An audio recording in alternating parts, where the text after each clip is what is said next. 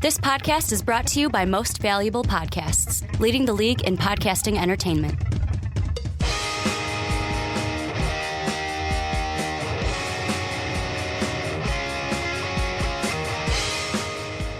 What's up, everybody? Ricky Widmer here, along with the Mark Weber. Dub them ease. Welcome into the Onside Kickin'. Mark, I mean, if they're on Blog Talk Radio, they're hearing us as usual. But if you're and the full podcast, too. If you're on YouTube right now, though, hey guys, how's it going? You can see our wonderful faces as we are here for another week. Actually, I gotta say, welcome back, buddy. Yeah, you weren't here last week. I took a week off. I don't have any intention of coming here next week, so I came for the video podcast. That's what counts. Mark came for the video podcast also with the Bears, how bad as they are. Mark kind of hitting some depression here, and that's why Mark's been taking off some weeks. If you're on the YouTube, I'm wearing swishy pants. Swishy pants. Right now. I'm wearing my, I think these are Adidas pants, because I can't bear to put real pants on. Before we get into the topics, you just reminded me of something. I was listening to Waddle and Sylvie this week, and they were kind of discussing, this was Monday, so this was the day after the Bears lost to the Cowboys. Yeah. And they were talking on the air about how, I guess, Lance Briggs on, what is it, CSN or whatever he's on, wasn't wearing shoes. Like, he had his shoes next to him and was just in socks behind the desk. And they're talking about how, like, some of their producers like, oh, that's weird. I thought, I'm like, you know, if you go back to some of our video podcasts, me and Mark take off our shoes sometimes. I take my shoes off all the time. And we're just sitting here in socks sometimes. Sometimes I don't really realize my shoes aren't on, and I'm just like, oh, what happened to my shoes? Well, I'll be watching the video podcast during editing. I'll be like, oh, there's the socks. Mark took them off again. They're gone. The shoes are gone, guys. But this week, we got a jam-packed show for you guys. We're going to be talking 4 topics this week. And we've got some Dak Prescott. We're going to be talking some Philadelphia Eagles, throwing in some Carson Wentz.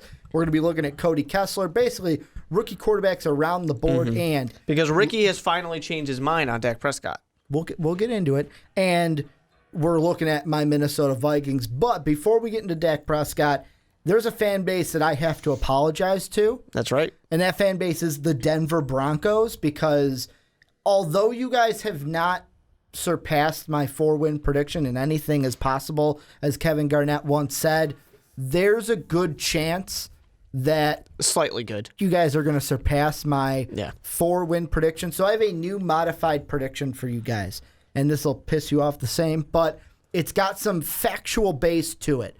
I figured it out. Last year, I pissed off the 49ers. I said they'd only win 1 game. How many games did they finish with? 5. They won 5. So if you do the basic math, 5 minus 1, that's 4 extra games. That means that Broncos is going to be an 8-8 team this year, which isn't bad. Yeah. But that's what I'm shooting with based off of my wrong prediction from last year. And since we're talking about the Denver Broncos, I did say that Paxton Lynch would be in there about halfway through the season. I don't think he's going to be. I don't know. He might not. I don't think he's going to be. He might not. He is kind of, I praise Trevor Siemian for being a smart quarterback. He's from Northwestern, in case you didn't know. It was kind of laced with a joke. Yeah. Now I'm suddenly thinking, I guess he is pretty smart. He's pretty smart. I guess so. I just wanted to apologize to you guys, because with every single win, you guys either comment on that prediction video or tweet at me on Twitter, which I love. Keep doing and I respond to you guys.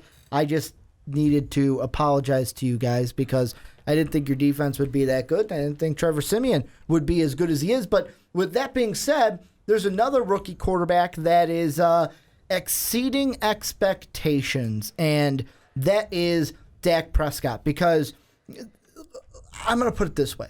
And Dave Oster from the Fast Break podcast during the preseason was like, oh, Dak's the real deal. And part of it might have been trying to rile me, get me going, because he does that.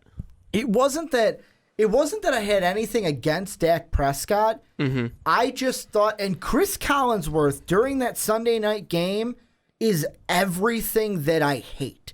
I thought that in the preseason we were anointing somebody too soon, when preseason football, let's be honest, isn't real football. But really, if you want to crown his ass. Oh, well, yeah, Dennis Green all day. But the thing is, has Dak Prescott played good? Yes. Has he exceeded expectations? Yes. Has he exceeded my expectations? Yes. The thing I hate... To be fair, he's only thrown 1 touchdown, though. The thing I hate is when announcers like Chris Collinsworth go out there and start, I haven't seen, it's another quarterback I see do this, Tom Brady. Whoa.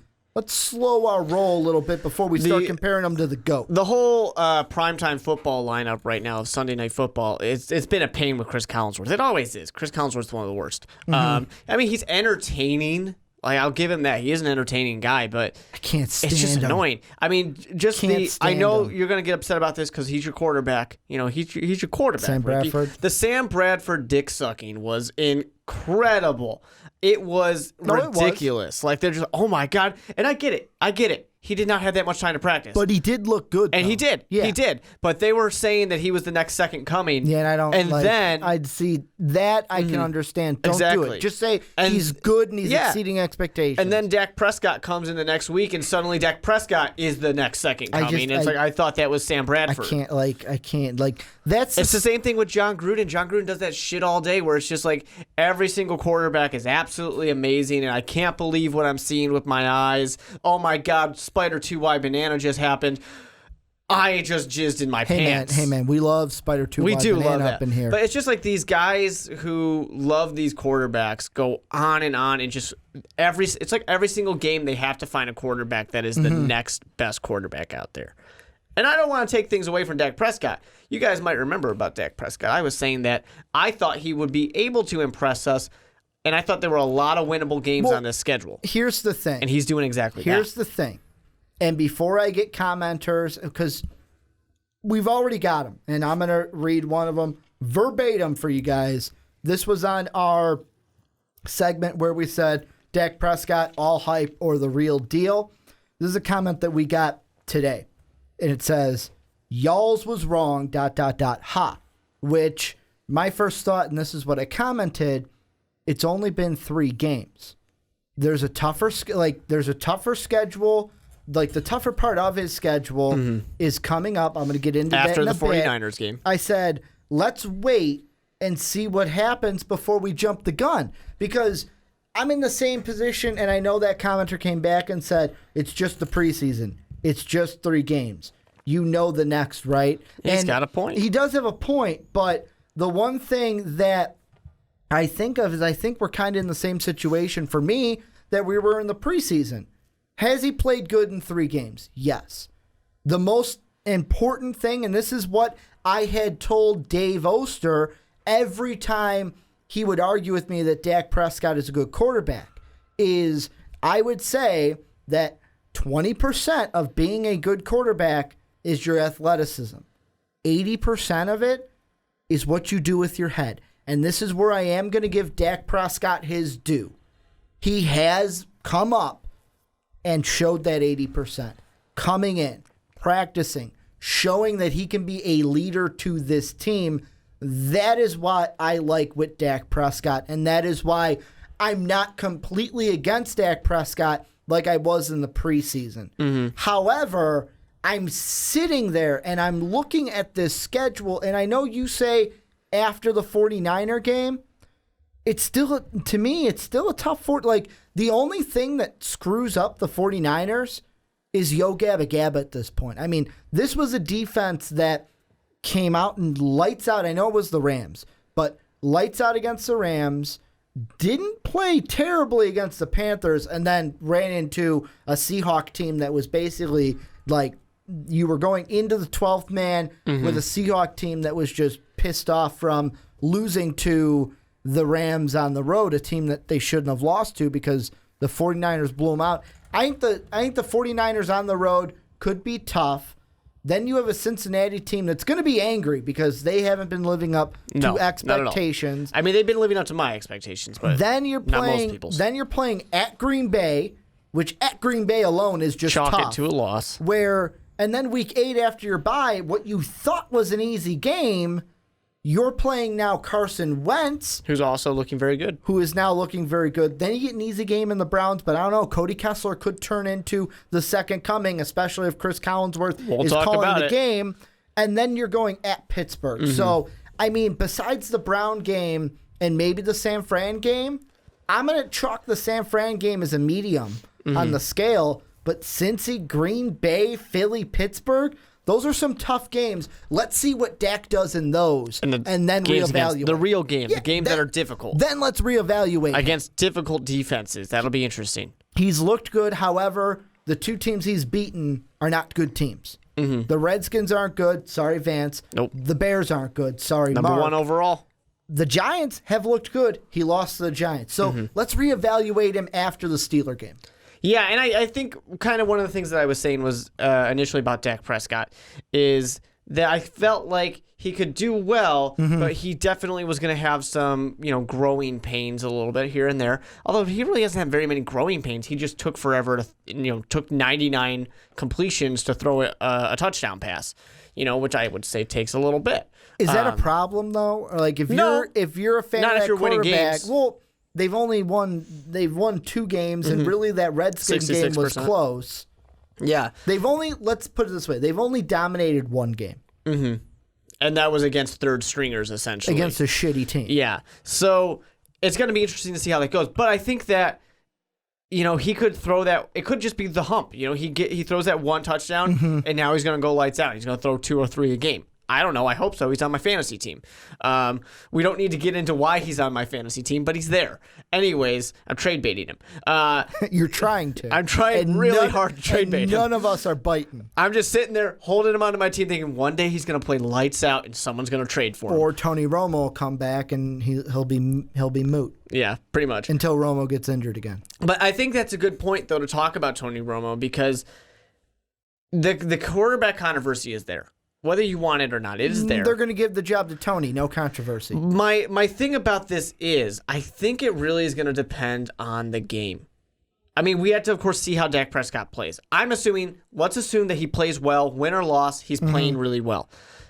If it's like a Steelers game, hell yeah, I'm putting Tony Romo in there. If it's a Browns game, I might leave Dak Prescott in there. I might.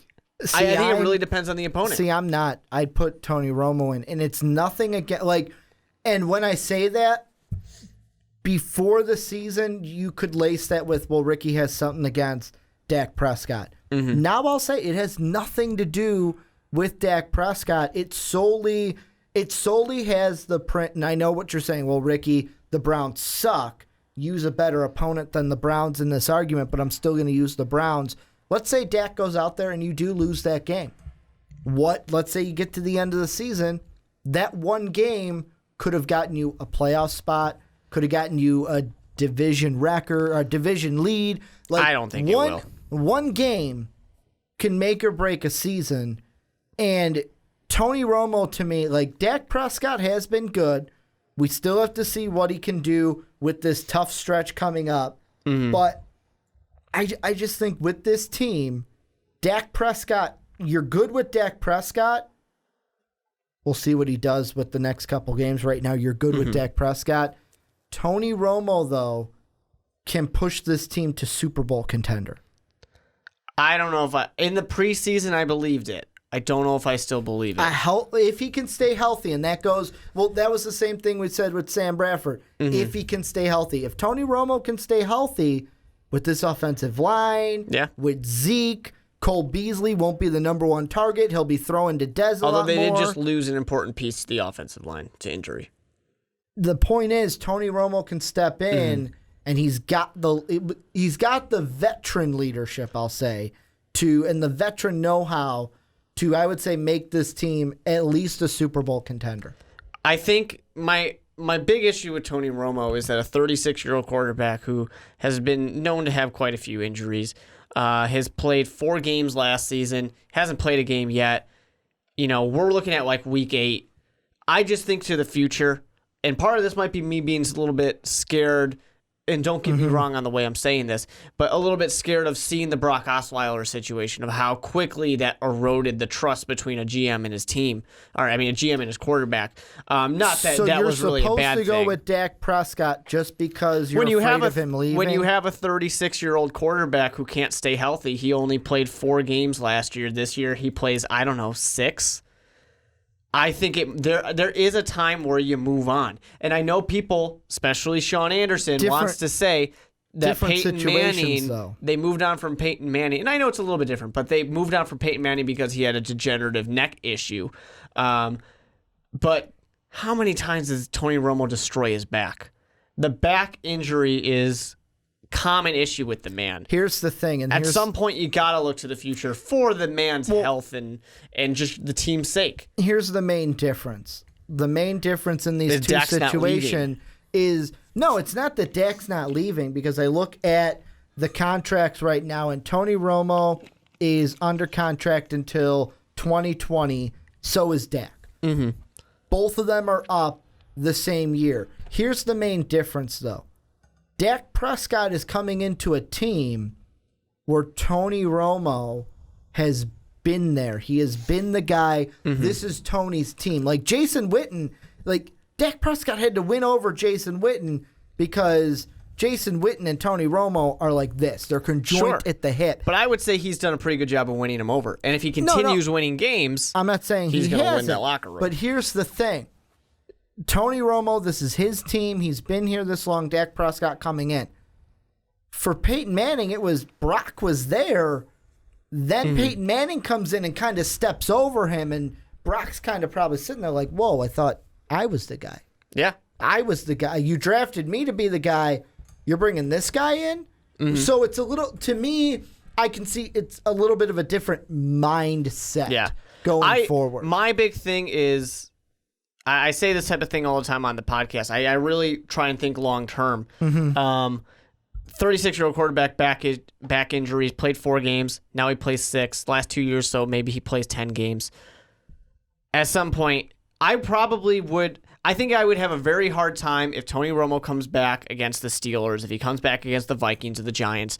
I would have a really hard time saying, sorry, Tony, you're sitting on the bench. I would have a hard time doing that, and I probably would not do that. I'll tell you this, and I'm saying this because some people are going to call, right now, some people are going to say, well, Ricky, you're kind of being a hypocrite because last week when Sean and Brandon were on the podcast, you were talking about Tom Brady and Jimmy Garoppolo. You were talking about how the Patriots might move on from a Tom Brady before his contract's up. Long term, before we get to 2020, there's a chance, a pretty good chance, that the Cowboys could move on from Tony Romo. And the way I kind of see things is, I don't think it's a pretty good chance. I think it's a guarantee they do it before the end of his contract. We've seen teams do it before. The Cowboys. The Colts did it with Peyton Manning to Andrew Luck. The Packers did it from Brett Favre to Aaron Rodgers. We've seen this kind of, hey, thank you for what you've done, but we've got someone right here.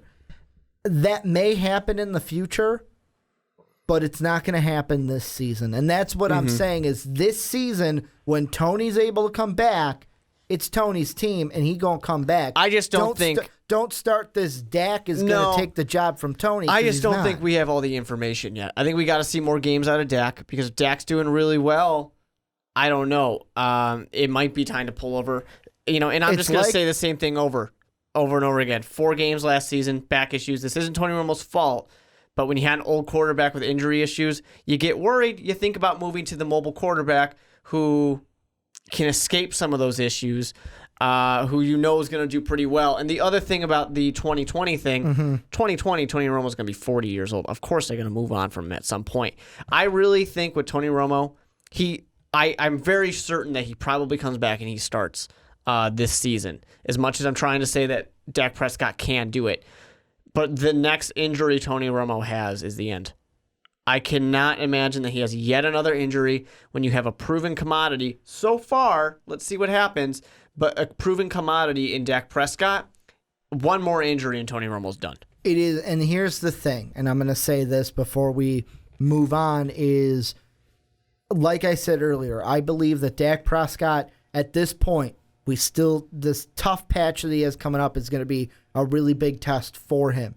But at this point, you're good under Dak Prescott. But Tony Romo can make this team great. I really don't think, though, that this season, a healthy Tony in Romo the preseason, yes, can make this team great. And playoff-wise, I would be more confident. They're not going to the playoffs. I would be more confident starting a Tony Romo than a Dak Prescott. You don't think this team could go wild card? No, there's going to be 2 teams in the NFC North. There's a good chance there'll be 2 teams in the NFC East. Neither one of them are going to be the Cowboys. Well, the Giants have looked good this Giants season. have looked great. Eagles have looked even better. I'm sorry to the Cowboys, but you're stuck in third. You guys can go 8-8 all you want. Still not going to be better than Giants. Still not going to be better than how the Eagles have looked so far. Well, and before we move on, is there anything that we missed that you think we should touch on this Cowboy, Dak, Romo conversation? No, I mean, I don't think that there's a losing situation in this, is what I think. If you believe that Dak Prescott should be the guy, if you think they should go back to Tony Romo, you're not going to the playoffs this year, guys. I'm sorry to put it that way. So there's really no lose in this situation. It's Tony's job. Yeah. When he's able to come back this year, love it. Like I said last week, love it, list it, hate it, do whatever you want with it. It's Tony's job. I think Tony Romo probably should just retire, though, at this point. I mean, for his own sake, like, those injuries are going to make your life miserable in 3 years. Yeah, but, hey, and I know it's He's a rich. big if. He can do what he wants. I know it's a big if, but it's hard to walk away from the game. We've seen many players say that before. And 2, if you can stay healthy, come back, and Hey, man, you're behind an offensive line like he's got. Eastern Illinois quarterbacks, man, they make good coaches. Just saying. Well, is that a Sean Payton joke? Yeah. Is that a Sean Payton They make joke? good coaches. Tony Romo can coach one day. But before we move on, you guys let us know down in the description, not in the description, in the comment section, what you guys think. Would you keep Dak as your starter? What do you think he's going to do during the rough patch of games that we mentioned?